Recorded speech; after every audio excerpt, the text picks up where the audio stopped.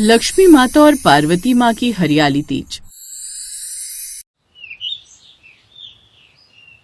देवी पार्वती, वो देखो पृथ्वीलोक पर हरियाली तीज की धूम। मेरा तो मन कर रहा है मैं भी हरियाली तीज का त्योहार मनाऊं। यह तो बहुत अच्छी बात है देवी लक्ष्मी। मैं तो हर साल हरियाली तीज व्रत करती हूँ। कभी कभी पृथ्वीलोक पर भी जाती हूँ इस व्रत को करने के लिए। देवी पार्वती, इस बार मैं भी आपके साथ पृथ्वीलोक पर चलूं। मैं निकट से इस त्योहार का आनंद लेना चाहती हूँ। हाँ हाँ देवी लक्ष्मी, अवश्य ही मैं आपको लेकर चलूंगी। पृथ्वीलोक पर सुंदरपुर गांव है, वहाँ हर साल तीज का मेला लगता है। पूरे गांव में तीज का सामान सजता है। देवी पार्वती, आपकी बातें सुनकर मेरा मन तीज के त्योहार की रौनक देखने के लिए लालायित हो रहा है। एक काम करते हैं, 2 दिन बाद हरियाली तीज है, हम कल पृथ्वीलोक पर चलेंगे। 2 दिन सुंदरपुर गांव में हरियाली तीज के उत्सव का आनंद उठाएंगे, ठीक है? हाँ, ये ठीक रहेगा। माता लक्ष्मी और माता पार्वती ने पृथ्वीलोक पर जाने की तैयारी कर ली। अगले दिन माता लक्ष्मी और माता पार्वती धरती लोक के गांव सुंदरपुर में पहुंची। सुंदरपुर गांव के बाजार सजे हुए थे। चूड़ियां, मेहंदी, श्रृंगार के सामान से दुकानें सजी हुई थी। देवी पार्वती, कितना सुंदर नजारा है। हर तरफ हरियाली तीज की रौनक है। मैंने आपको कहा था ना, पृथ्वीलोक में हरियाली तीज की बहुत धूम रहती है। माता लक्ष्मी और पार्वती माँ इस बात से अनभिज्ञ थी कि रंभा और अचंभा नाम की 2 राक्षसियाँ उन पर नजर रख रही हैं। बहन अचंभा, तुम्हें शिव पसंद है और मैं विष्णु पर मोहित हूँ, किंतु हम उन्हें पति रूप में तभी प्राप्त कर सकते हैं जब हम यही पृथ्वीलोक पर इन दोनों की जीवन लीला समाप्त कर दें। बहन रंभा, तुम सही कह रही हो। आज अच्छा समय है इन दोनों को खत्म करने का। चलो, हम दोनों मेहंदी लगाने वाली बनकर वहाँ बैठ जाती हैं। इन दोनों को ऐसी मेहंदी लगाएंगे कि जिससे ये अगले 12 घंटे के लिए अपनी शक्तियाँ भूल जाएंगी। इसी बीच हम तो इन दोनों को खत्म कर देंगे। अरे वाह, बिल्कुल सही योजना है। चलो फिर 2 बूढ़ी औरतों का रूप ले लेते हैं। रंभा और अचंभा दोनों राक्षसी बहनों ने 2 बूढ़ी मेहंदी वाली औरतों के रूप ले लिए और बाजार के कोने में बैठ गई। रंभा ने माता पार्वती और माता लक्ष्मी को आवाज लगाई, बेटी मेहंदी लगवा लो। सुबह से बाजार में बैठे हैं, किसी ने भी हमसे मेहंदी नहीं लगवाई। देवी पार्वती, चलिए हम इनसे मेहंदी लगवा लेते हैं। माता पार्वती और माता लक्ष्मी रंभा और अचंभा के पास मेहंदी लगवाने के लिए पहुंची। रंभा ने कपट मुस्कान के साथ माता पार्वती को मेहंदी लगानी शुरू की और अचंभा ने माता लक्ष्मी को। जैसे जैसे माता पार्वती और माता लक्ष्मी के हाथों पर मेहंदी लग रही थी, वैसे वैसे उन्हें अपने हाथों में खिंचाव महसूस हो रहा था। मेरे हाथों में ये अजीब सा खिंचाव कैसा? मेरे हाथों में भी कुछ अजीब सी ठंडक उत्पन्न हो रही है। घबराने की कोई बात नहीं है, ये सब इस मेहंदी की वजह से हो रहा है। मेहंदी अपना रंग और असर छोड़ रही है। कुछ ही देर में लक्ष्मी माता और पार्वती माता बेहोश हो गईं। रंभा और अचंभा दोनों ने एक दूसरे की तरफ चालाकी से देखा और माता पार्वती और माता लक्ष्मी को उठाकर ले जाने लगी, किंतु वो दोनों माता लक्ष्मी और माता पार्वती को नहीं उठा पाई। रंभा और अचंभा दोनों राक्षसियों ने माता लक्ष्मी और माता पार्वती को बेहोशी की हालत में वहीं छोड़ दिया और दोनों वहां से भाग गए। लोग आते जाते उन्हें देख रहे थे, बातें कर रहे थे, पर कोई भी मदद को आगे नहीं आ रहा था। तभी राधा नाम की एक औरत वहां से गुजर रही थी। वो तुरंत मदद को आगे आई।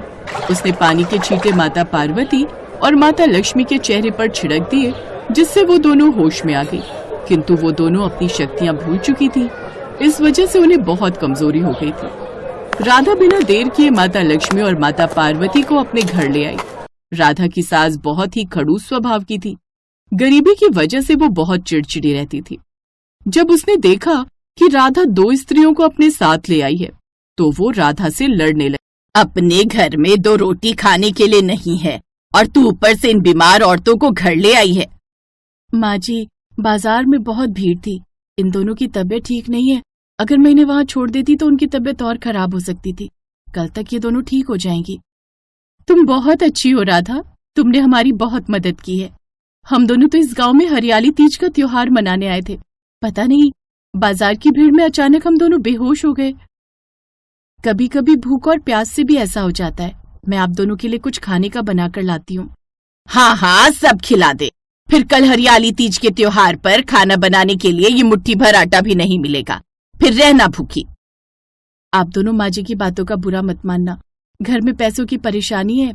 मेरे पति की मजदूरी छूट गई है। रूखी सूखी खाकर ही हम पेट भरते हैं। इसी कारण माँ जी को किसी का भी घर में आना पसंद नहीं। उन्हें लगता है कोई भी हमारी मदद नहीं करता। सब दुख के समय दूर हो जाते हैं।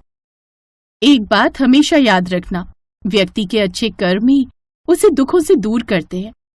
राधा ने माता लक्ष्मी और माता पार्वती की बहुत सेवा की। अगले दिन हरियाली तीज थी। माता लक्ष्मी और माता पार्वती से राधा की गरीबी देखी नहीं गई। उन्होंने विष्णु जी और शिव जी का ध्यान किया। भगवान विष्णु और भगवान शिव प्रकट हुए।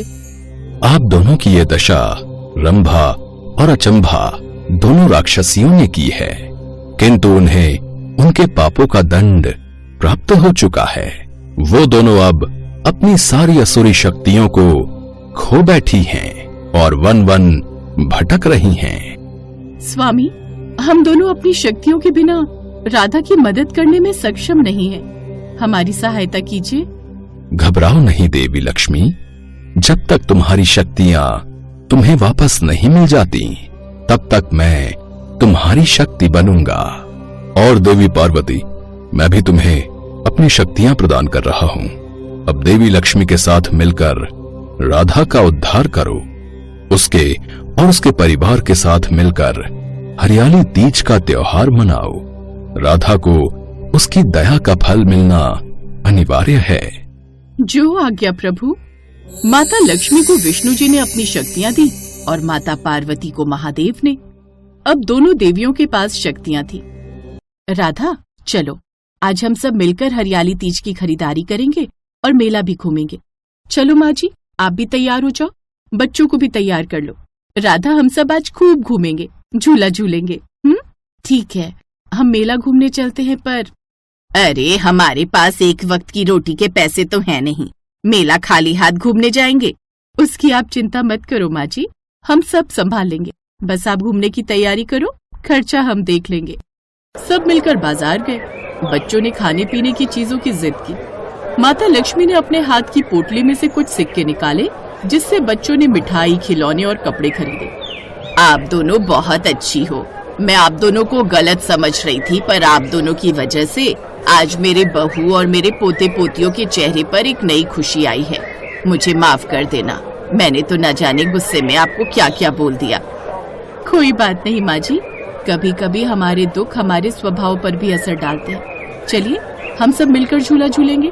राधा, फिर शाम को पूजा भी करेंगे।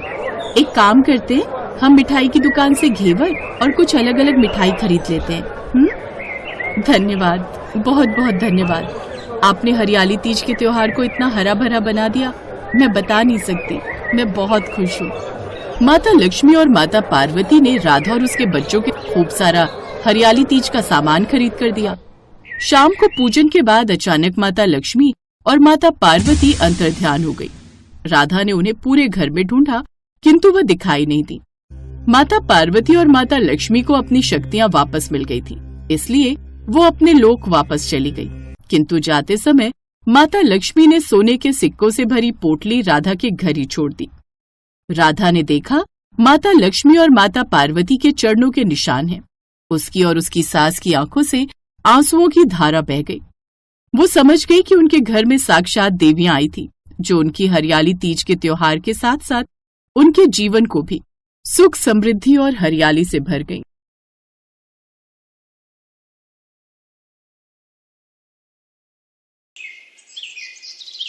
भारत देश त्योहारों का देश है।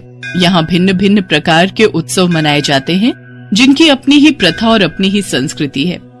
त्योहार मनुष्य के जीवन की उदासी में खुशियों के रंग भर देते हैं, और नारी तो जहाँ भी अपने चरण रख दे वहाँ हरियाली ही हरियाली हो जाती है। ऐसा ही हरियाली बिखेरता महिलाओं का उत्सव है हरियाली तीज। हरियाली तीज सावन का प्रमुख त्योहार है, जो श्रावण मास के शुक्ल पक्ष की तृतीया तिथि को मनाया जाता है।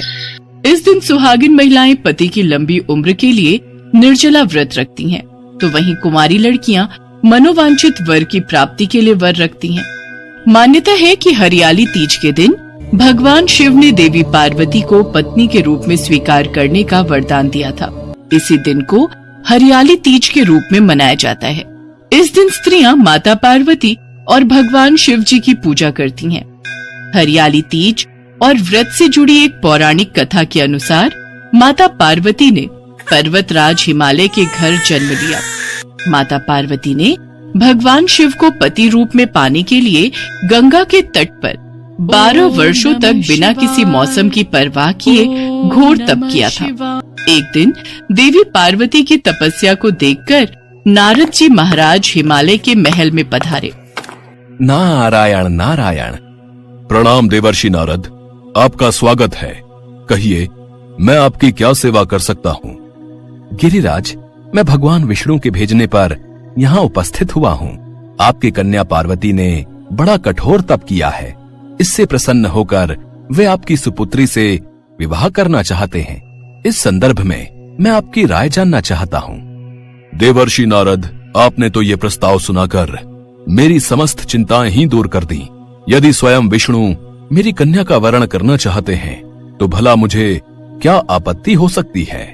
वे तो साक्षात ब्रह्म हैं। हे महर्षि, ये तो हर पिता की इच्छा होती है कि उसकी सुपुत्री सब सुखों को प्राप्त करे। पिता की सार्थकता इसी में है कि पति के घर जाकर उसकी पुत्री पिता के घर से अधिक सुखी रहे।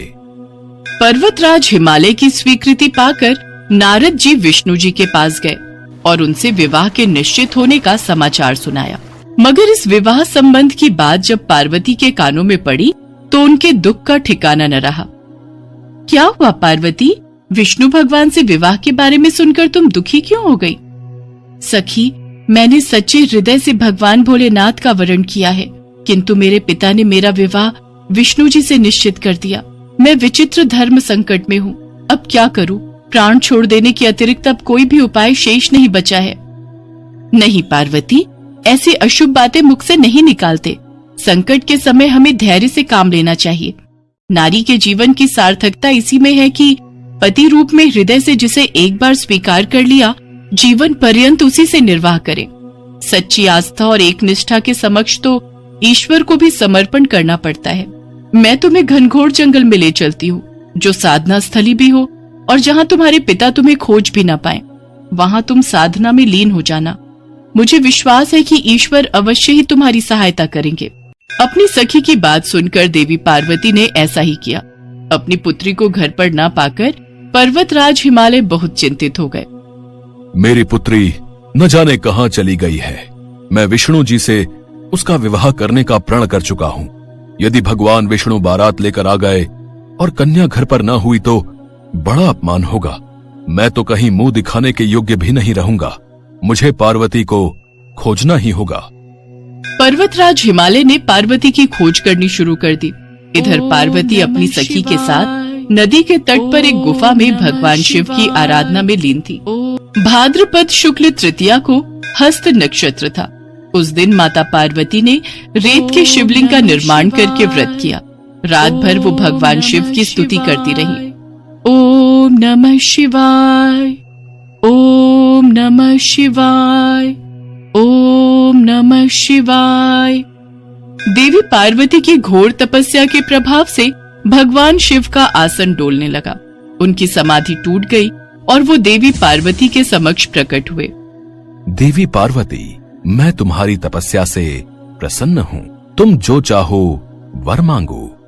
प्रभु, मैं हृदय से आपको पति के रूप में वरण कर चुकी हूँ। यदि आप सचमुच मेरी तपस्या से प्रसन्न होकर यहाँ पधारे हैं तो मुझे अपनी अर्धांगिनी के रूप में स्वीकार कर लीजिए।